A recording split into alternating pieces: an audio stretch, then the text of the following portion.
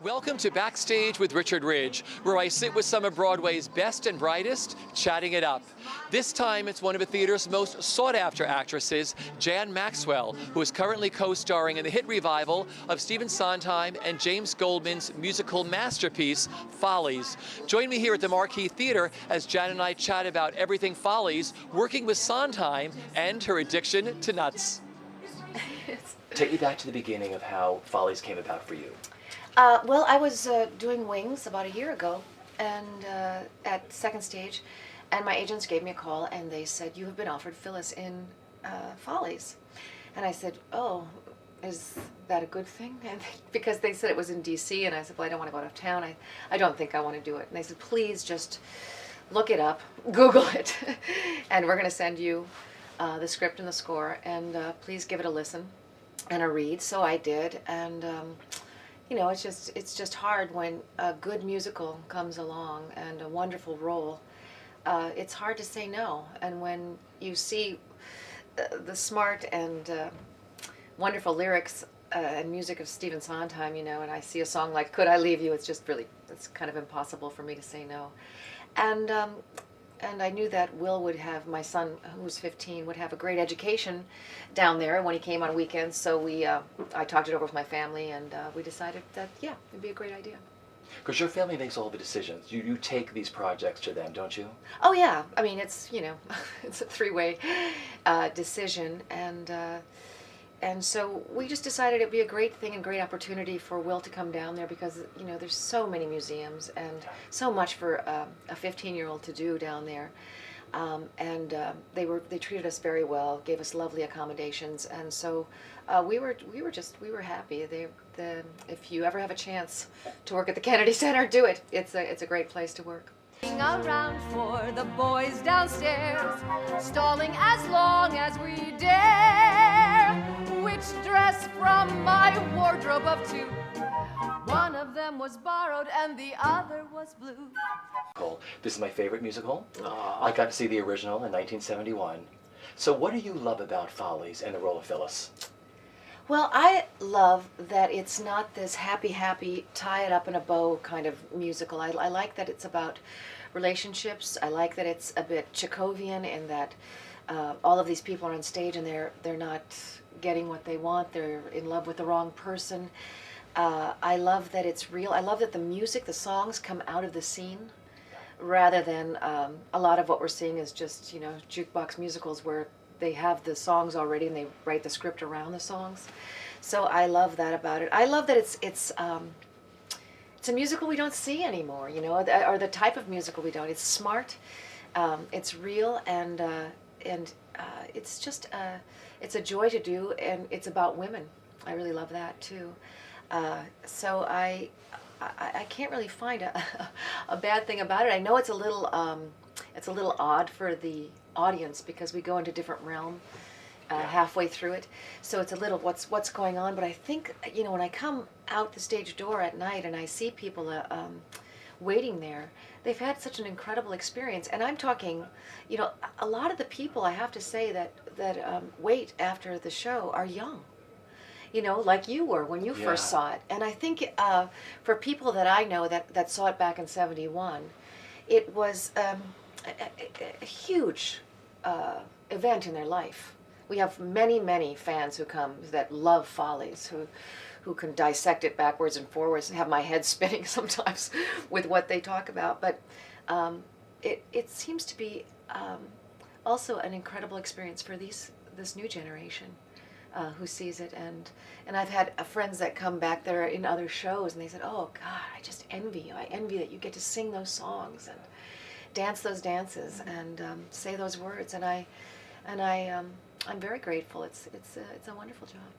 What is it like for an actress singing Sondheim?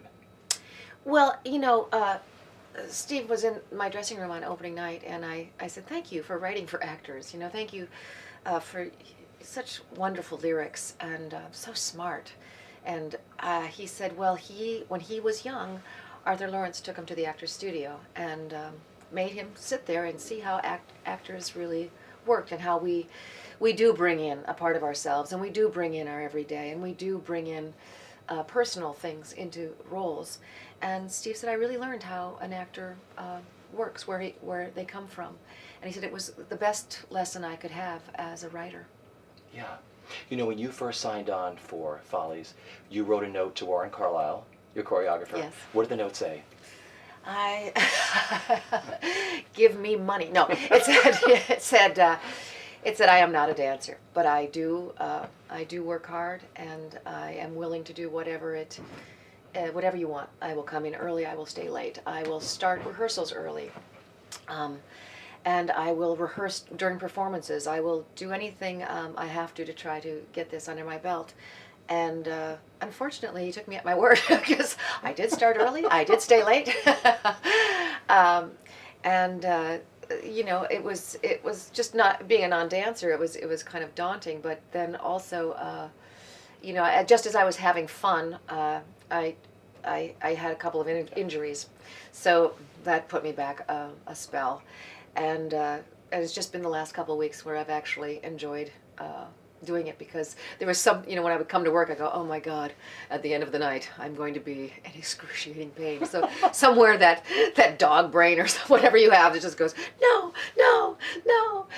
I would just dread coming to the end of the number, because I knew that there was this one move that was going to rip my hamstring. So I got through opening, and then we changed the choreography just slightly, and it worked, and my hamstrings are healing, and it's absolute joy to do now.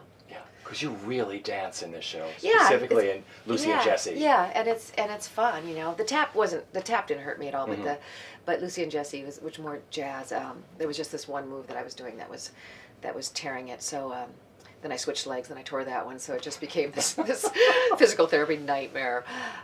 But it's all better now, and I really love doing it now. Yeah. Without the fear of being careful and my subtext being ow, ow. It's joyous.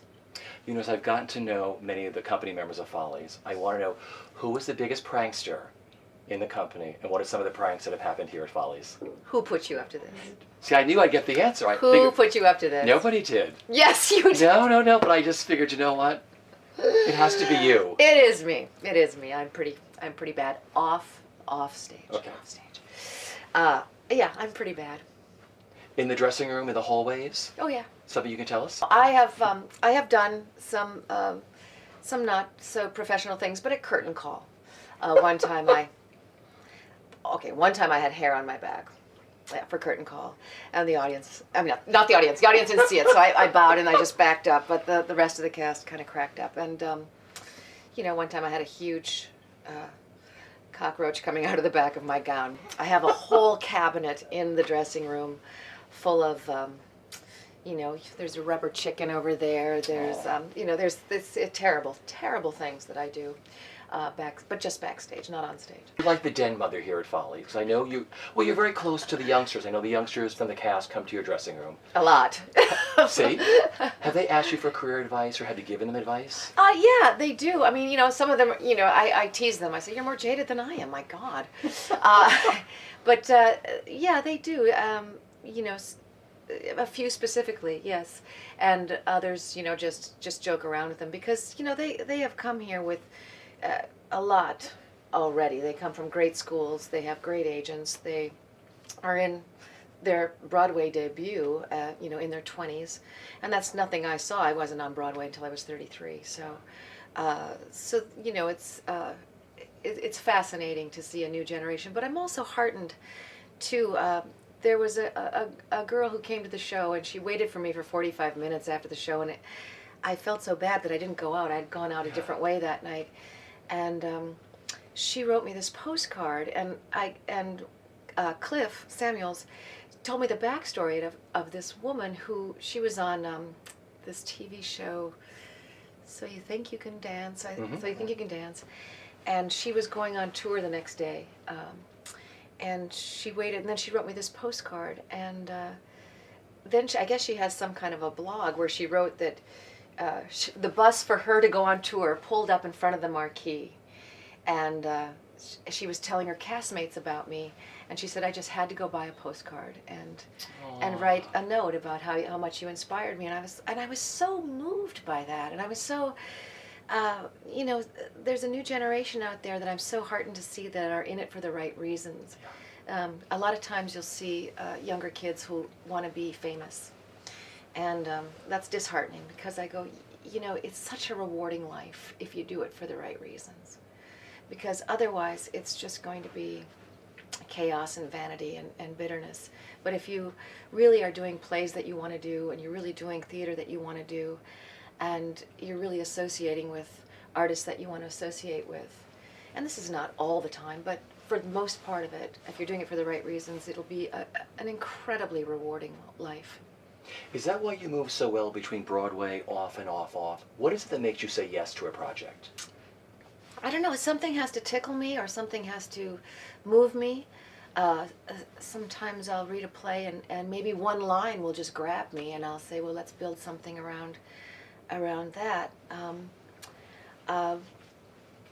Yeah, I mean, you know, it's as simple as, you know, Chitty Chitty Bang Bang, it cracked me up. The character cracked me up because when I read it, I thought Quaaludes.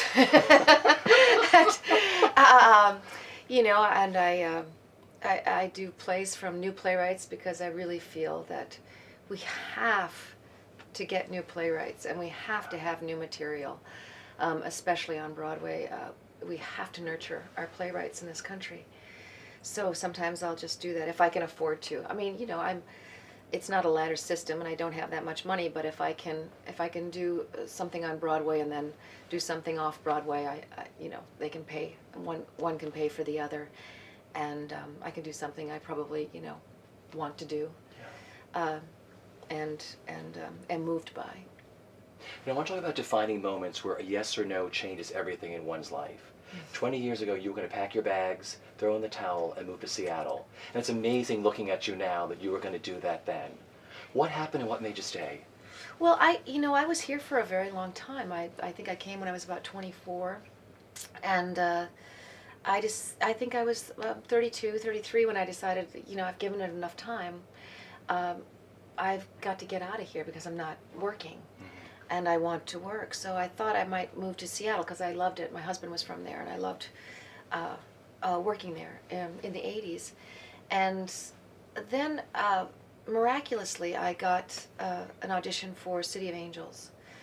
And the funny thing was, it was the last month I was going to be here, and the Actors Fund had paid my rent, they had paid my electric bill, and I said I just have to wait tables for 6 months and then just go, just save my money. And I've told this story so many times, but I got a Chinese fortune cookie that said, when winter comes, the heavens will rain success upon you.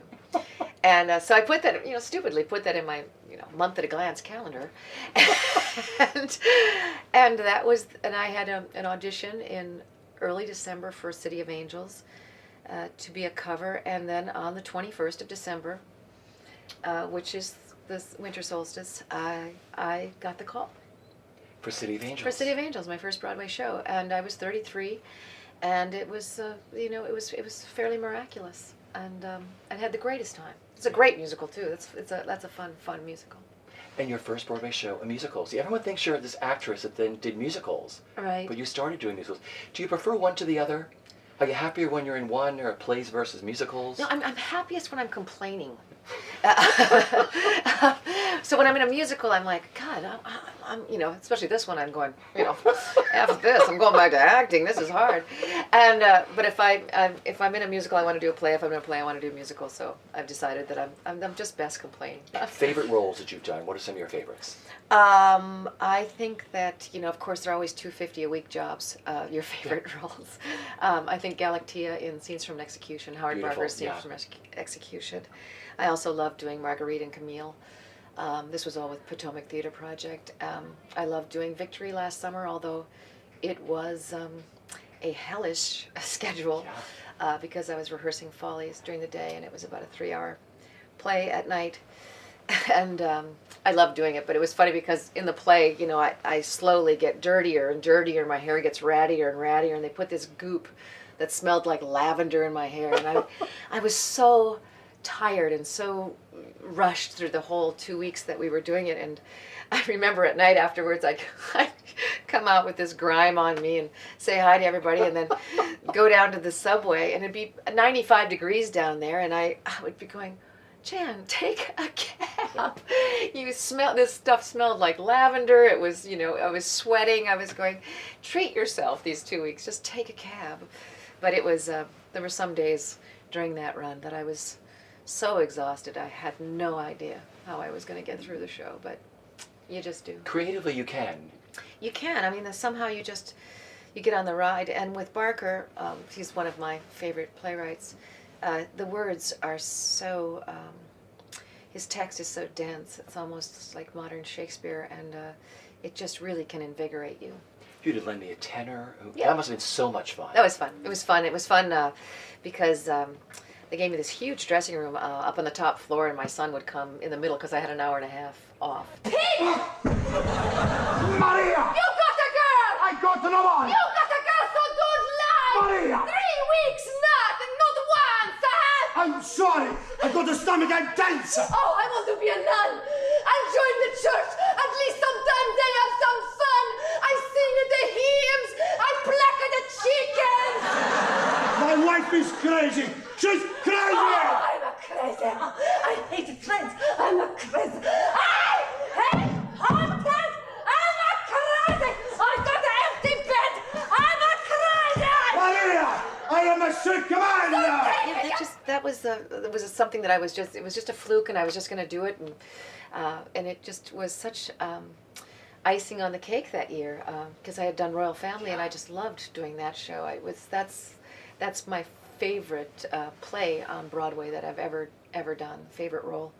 And Doug Hughes, such a wonderful director. I mean, it's such a close company.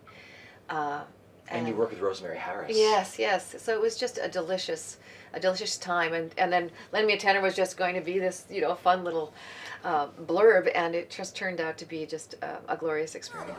And you somehow still give the show. I know it says in the contract that you stop for acts of God, but I don't remember that I ever did. No, not I, nor you're going to be one. You are going to marry him now, tonight, tomorrow, and I am going to be there with you and stand beside you and cry for happiness and wish to God it was me. And all the characters are so incredibly wonderful. I feel like, I have this very, very large supporting role because I get to work with every single person. Everybody comes to me with their problems, and I love that part of the character. And there's so many quirky different things about all sorts of different characters in it. So it's lovely. And Julie, I have to say that I feel so close to Julie, it's almost scary, just as far as, wanting somebody to come and just, a millionaire to come and save me. Do you have a favorite dream role you want to play, and do you have a favorite musical dream role you want to play? Oh, I don't know. It's so bizarre because so many people have done all the big roles and done them very well. Yeah, I mean, I guess I would like to do things that have passed me by. Probably Blanche. I would like to do Martha. Yeah. I would like to, I would really like to do new plays. Yeah. But, of course, everything's been done so much. Streetcar's been done. Who's Afraid of Virginia Woolf's been done. Gypsy's been done. There's so many things out there. You'd be a great Mama Rose. Would you tackle her? Would you want to? Oh, yeah. I don't think anyone would let me, but I would love to tackle her. And I would, I'd like to do Amanda. I'd like to do, any Tennessee Williams. There's a ton of things, but I really would love to originate a role too. I think that's probably the most artistically satisfying thing, is to do something that's never been done before and do a role that you can create. You work with Richard Chamberlain in the Yeah. 70s. Another musical early on. Yeah. Fun time? Oh my God, we're fast friends, very, very good friends. He came to the first preview of Follies in DC, and we've gone back and forth. I went to his huge birthday party a few years ago on Maui, and my son and I went. We had this glorious time, and he really is a wonderful, wonderful human being, and always is searching to improve and learn, and he lives his life right. He's really a great guy. Because you also did King and I with him, right? I did King and I with him, Yeah. yes, in Honolulu, which was wonderful, and yet another education for my son, to stay there for 5 weeks. So. I want to ask you about food. And the reason why I ask you, my partner Preston wishes there was just a pill you could take at dinner time, Yes. pop a pill and move on. That's exactly what I think too. So what do you do when you're doing a show, 8 shows a week? How do you deal with food, and where does food fit in? And what are you addicted to? Well, I went vegetarian a couple years ago. I went gluten-free this year, and I also did a New Year's resolution, which was no candy, no desserts, which I have horribly fallen off the wagon this month. But Halloween, I can't help it. It's my favorite holiday. But I wish it wasn't such a pain in the butt, food and food preparation and food. My husband actually does most of the cooking in our house because I'm hopeless, I'm hopeless in the kitchen. But my son just laughs at me. But I try to look for nutritious things. I try to look for things that, will get me through the show. And What are those things? You must need so much stamina to get through the show. Do you? I do a lot of nuts, and I do a lot of seeds, and I do a lot of fruit. But I just had a physical, and they said, that my blood sugar was up, and that I have to cut the sugars out. And I'm going, how do I cut the sugars out? But I think it's fruit. I think I'm doing too much fruit. So, I peanuts. I'm kind of addicted to peanuts, and almonds, and pumpkin seeds, and it sounds so. Yawn. It sounds boring, but I do a lot of rice and beans and things like that, and just proteins, different proteins too. Because this is such a hard show, because your big numbers are towards the second end of the show. Yeah, I have a heavy back act. I mean, second act. Yeah. So I have a heavy back act too. Beautiful back, beautiful back. But I mean, Could I Leave You? The emotional journey you take us on is so large. Is it hard to get there sometimes, or is it built into the song, the way it's written? It's written very, very well. When you have something that's written well, you don't have to plan ahead. Mm-hmm. You just go into it. Plus, I have the whole first act, to interact with Ben. So it's really, for me, the show starts and it's truly a ride that you go on. You step on it, and the first act is a little tricky because there are many times where I'm off stage for a long period of time, and different songs are going on. So you have to keep that story alive. But by the time we get to the second act and Could I Leave You, I've been, fairly been through the ringer of being verbal abuse from Ben, and when he gets to the point in that scene where he says to me, the only thing I want is divorce, and there's nothing in my life, there's no one, and I feel like it's almost a verbal slap, and it just brings her to some clarity where she can go into Could I Leave You, and it builds so naturally and so beautifully that I really don't plan anything. In fact, sometimes I don't even remember what happened afterwards, because I just get into it pretty deeply, and we go right into the cacophony and then into Loveland. I love that. What do you call that? Cacophony? With all the youngins and Yeah. I love that moment in the show. It's my favorite moment in the show. But it's so bizarre because we start to see our former selves, and we start to interact with them, and we start to berate them for our life now, and then it just stops, and complete set change, and Loveland comes into it, and and that goes into even another realm for me. So there's always 3 realms for me where I'm at this reunion that is ostensibly about me, and then Ben takes me to some other place where it's where she goes into Could I Leave You, and then Loveland is this folly that the four leads have. Each one has a folly, and that's a wonderful. I love doing that too. The song in that, talking about 2 different sides of my personality and trying to get them to come together, and just believing in myself and being myself. I think your engagement story is the best engagement story. Aw. Would you tell it? Sure. We were miraculously in the same Broadway show. We were doing Dancing at Lunasa in 1992, and we had been together for, on and off for a long time, about 9 years, I guess.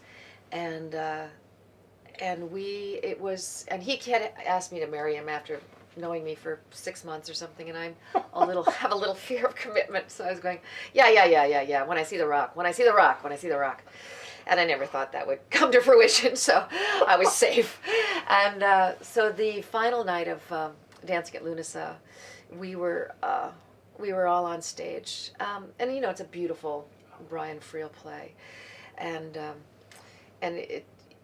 so we're all at the curtain call, and with all my sisters up there, and Rob was playing Jerry Evans, and at the end there's this long monologue, and we just sit there and sway at the end through this long monologue, and then we got up to bow for the curtain call, and Rob grabbed my hand because he was next to me in the curtain call, and he started shoving something in my hand, and I was so upset. I thought, what juvenile game is this? He's passing, you know, I talk about being juvenile, but yes, it's past the peanut. What is it? You know, what?